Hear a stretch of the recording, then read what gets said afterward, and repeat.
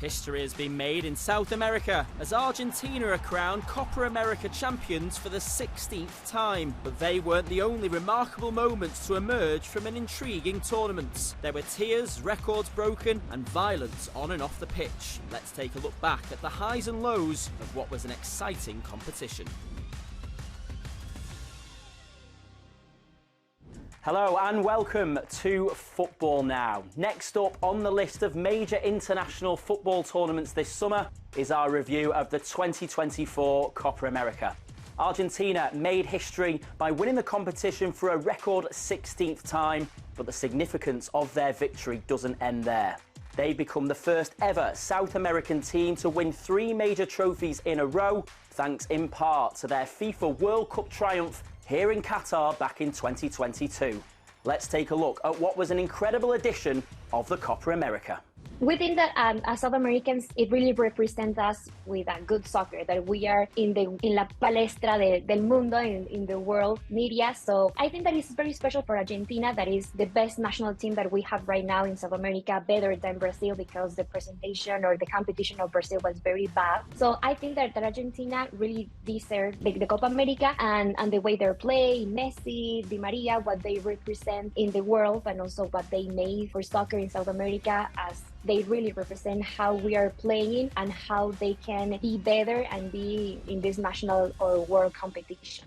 It was Lionel Scaloni's side who kicked off the tournament in the USA. They beat Canada in the curtain raiser in Atlanta and went on to win Group A with 3 wins out of 3.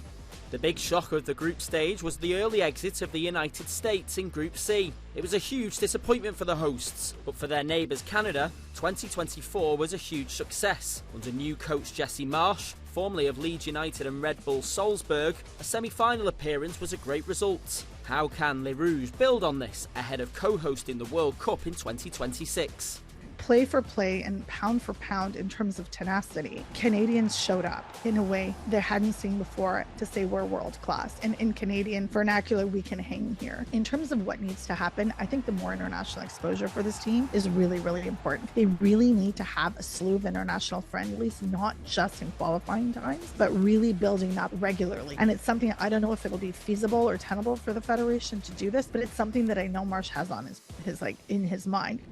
Brazil suffered disappointment, finishing second in Group D behind Colombia before losing on penalties to Uruguay in the quarter-final.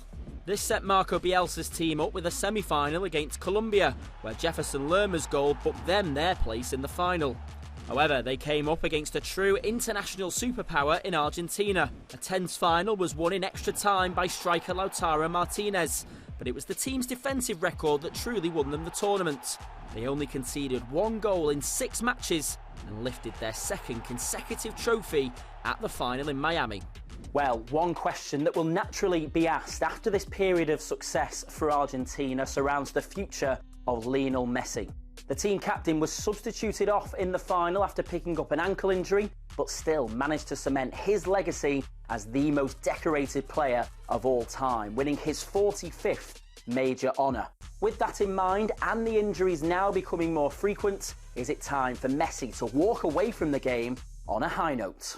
Another international trophy for Messi. This could be the last dance. It seems like it won't be. It seems like he's going to continue on to the 2026 World Cup. Messi, of course, went off crying, injured, which was unfortunate in the final. And then it feels like the team has such a great united bond. The players were like, oh, Messi's carried us so many times. We need to carry him. We need to bring him joy. Hopefully, we still get to see that at the 2026 World Cup in the USA, Mexico and Canada. But his international legacy, just like his club legacy, is secured. Another trophy to add to the resume. And it's been incredible to watch. Well, it was an exciting end to the tournament, but it was also overshadowed by violence. Post-match celebrations were cut short after Colombia's semi-final win, with Uruguay players entering the stands and clashing with opposition supporters. Meanwhile, the final in Miami was delayed by 80 minutes due to serious crowd control issues before the game. It's raised plenty of questions about how prepared the USA are to host World Cup games in just under 2 years' time. So, what needs to change before the tournament kicks off in 2026? I think that the problem was that there were a lot of people without tickets. I think that the first thing that failed in this organization were the filters. If you go to this match or the final of a soccer event or any sports event, you have to have a filter previous to show that if you have a ticket or not. But obviously this is a lesson for the FIFA to organize it better. I think that the prices, the tickets, also the filters, organization, security will be factors that FIFA need to look for in the different stadiums that are going to host the World Cup, to have everything secure, to have everything organized, because a lot of people is going to be there. And if you have the final in the MetLife in New York, you got to be very organized to have more than 80,000 people there. Congratulations to Argentina for their historic win at the 2024 Copa America, their third major international trophy in 3 tournaments. Let us know your thoughts using the hashtag #FootballNowCopaAmerica. That's all we've got time for from our studio here in Doha. We'll see you next time. Bye for now.